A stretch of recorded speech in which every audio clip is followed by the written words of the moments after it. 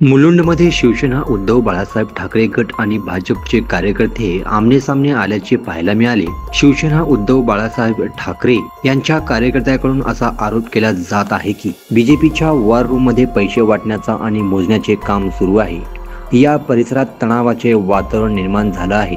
घटनास्थळी मुंबई पोलिसांनी धाव घेऊन सौम्य असा लाठीचार्ज देखील करण्यात आला आहे। आता घटनास्थळावर मुंबई पोलीस आणि निवडणूक अधिकारी यांचे पथक झाले असून पुढील तपास सध्या जोरात सुरू आहे।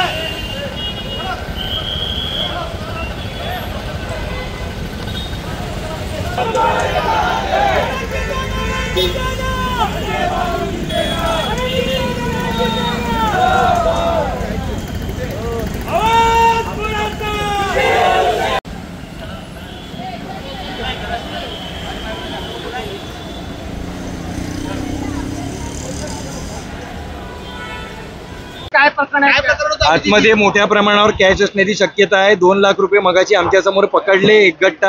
एक गट्टा 2 लाख रुपये आमच्या समोर पकडले आणि आमच्याच महिलांवरती त्या लोकांनी येऊन बीजेपीचे स्कार्फ घालून या ठिकाणी मारामारी केलेली आहे।